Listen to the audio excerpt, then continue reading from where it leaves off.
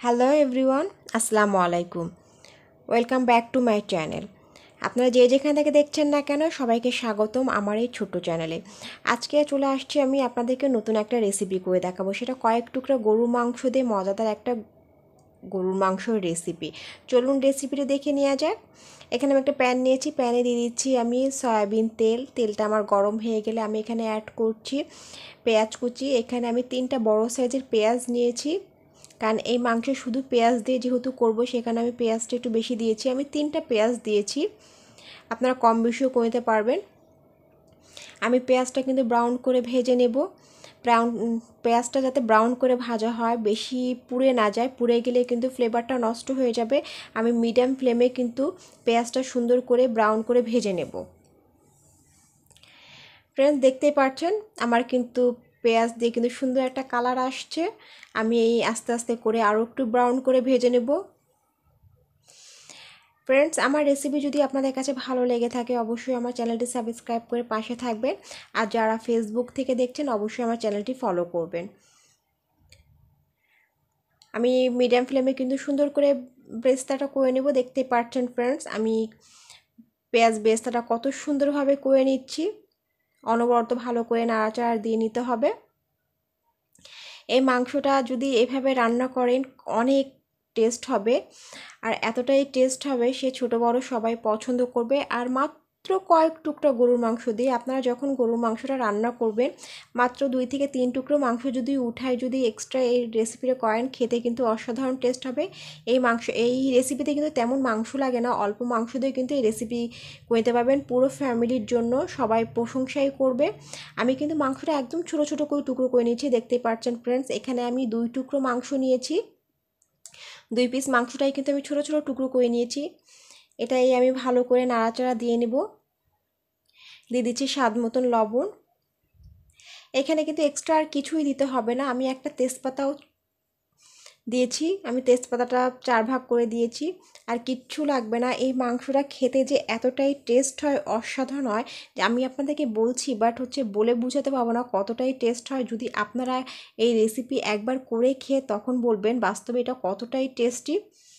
এই পর্যায়ে আমি অ্যাড করছি সামান্য একটু গরম পানি। এখানে ঠান্ডা পানি দেবেন না। আমি মাংসটা কিন্তু ছোট করে টুকরো করে নিয়েছি। এই পর্যায়ে কিন্তু মাংসটা দ্রুত সেদ্ধ হয়ে যাবে। একদম অল্প সময়ের মধ্যে কিন্তু আমি এই রেসিপি করে নেব, কোনো রকম ঝামেলা ছাড়াই। আর এই মাংস রান্না করতে গেলে কিন্তু এক্সট্রা কোনো মশলাই লাগে না। বাসায় যে এটাই থাকবে এটা দিয়েই কিন্তু এই রেসিপি একদম ঝটপট করে নিতে পারবেন মাত্র একটা উপকরণেই। ফ্রেন্ডস, এই পর্যায়ে কিন্তু আমার মাংস দিয়ে একটু পানি ছেড়েছে, এতেই কিন্তু আমার মাংসটা পারফেক্টলিভাবে সেদ্ধ হয়ে যাবে একদম অল্প সময়ের মধ্যে। আমার কিন্তু এই মাংসটা রান্না করতে হাইয়েস্ট 10 থেকে 15 মিনিট লেগেছে, যেহেতু মাংসটা একদম ছোট করে নিয়েছি। এই পর্যায়ে আমি আবার একটু নাড়াচাড়া দিয়ে নিচ্ছি। আমি ঢাকনা দিয়ে আরও 2 থেকে 3 মিনিট রান্না করব। আপনারা কিন্তু দেখেই বুঝতে পারছেন কতটা লোভনীয় লাগছে। আর রান্না করার পর কিন্তু খেতে কিন্তু অসাধারণ টেস্ট হয়। আমি ঢাকনা দিয়ে আরও 2-3 মিনিট রান্না করে নেব। ফ্রেন্ডস, আমি ঢাকনা খুলে আবার আমি নাড়াচাড়া দিয়ে নিচ্ছি। আমার কিন্তু মাংসটা কিন্তু সুন্দরভাবে সেদ্ধ হয়ে গিয়েছে, দেখেই কিন্তু বুঝতে পারছেন। আমার পানিটি কিন্তু অনেকটা শুকিয়ে আসছে। এই পর্যায়ে আমি অ্যাড করছি একটা বড় সাইজের আলু। আমি স্কোয়ারভাবে কেটে নিয়েছি, আপনারা ছোট ছোট টুকরো করে নেবেন। মাত্র 2 টুকরা মাংস দিয়ে পুরো পরিবারের জন্য এই মজাদার একটা মাংসের রেসিপি আপনারা করে নিতে পারেন একদম অল্প মাংসে, যে এতটাই টেস্টি হয়। গরম ভাতে পরোটার সাথে আপনারা কিন্তু সকালবেলাও কিন্তু এই মাংসের রেসিপি করে আপনারা কিন্তু পরোটা হোক বা রুটি হোক কিন্তু এটা তৈরি করে নিতে পারবেন, অসাধারণ লাগে। আমি আলুটাও একটু মাংসের সাথে ভেজে নিয়েছি। সুন্দর একটা ফ্লেভার আসছে, কিন্তু দেখতেও কিন্তু অসাধারণ লাগছে। আমি একটু ভালো করে নাড়াচাড়া দিয়ে আমি আলুটাও মাংসের সাথে সুন্দর করে ভেজে নিয়েছি। এ পর্যায়ে আমি দিয়ে দেব সামান্য একটু গরম পানি। ফ্রেন্ডস, আমি কিন্তু এখানে গরম পানি অ্যাড করছি, হালকা গরম পানি। এখানে ঠান্ডা পানি দেবেন না, ঠান্ডা পানি দিলে কিন্তু মাংসটা একটু শক্ত হয়ে যাবে। এই পর্যায়ে কিন্তু আমি গরম পানি দিয়েছি, যেহেতু আমি একদম অল্প সময়ের মধ্যে এই রেসিপি করে নিয়েছি।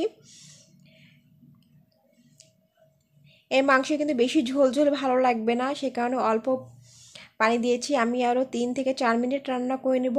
ফ্রেন্ডস, দেখতেই পাচ্ছেন আমার আলুটাও কিন্তু পারফেক্টলিভাবে সেদ্ধ হয়ে গিয়েছে। এবং এই পর্যায়ে আমি দিচ্ছি গরম মশলার গুঁড়ো। এখানে আমি সামান্য একটু গরম মশলার গুঁড়া দিয়েছি, সেটা আমার বাসায় তৈরি করার। এই গরম মশলার রেসিপি কিন্তু আমার চ্যানেলে দেওয়া আছে। অসাধারণ একটা ফ্লেভার আসছে এই গরম মশলা দেওয়ার কারণে। আপনাদের হাতের কাছে যেটাই থাকবে না কেন, আপনার গরম মশলা আপনারা কিন্তু সেটাই গুঁড়ো করে দিতে পারেন। আমার এই পর্যায়ে কিন্তু পানি কিন্তু আমি তেমনটা রাখিনি। আমি আপনাদেরকে বাড়িতে সার্ভ করে দেখাচ্ছি কতটা লোভনীয় হয়েছে। আমার ভিডিওটি যদি আপনাদের কাছে ভালো লেগে থাকে, অবশ্যই আমার চ্যানেলটি সাবস্ক্রাইব করে পাশে থাকবেন প্লিজ। আর যারা ফেসবুক থেকে আমার এই রেসিপিগুলি দেখছেন, অবশ্যই আমার চ্যানেলটি ফলো করবেন, ফেসবুক পেজটি ফলো করবেন। তৈরি হয়ে গেছে আমার মাত্র 2 টুকরো গরুর মাংস দিয়ে মজাদার একটা বিফ রেসিপি। ভালো লাগলে অবশ্যই আমাকে কমেন্ট করে জানাবেন। আর যারা আমার এই ছোটো চ্যানেলটি সাবস্ক্রাইব করেছেন তাদেরকে অসংখ্য ধন্যবাদ। যারা করেনি তাদেরকে করার অনুরোধ রইল। সবাই ভালো থাকবেন। Bye bye. আল্লাহ হাফেজ। আসসালামু আলাইকুম।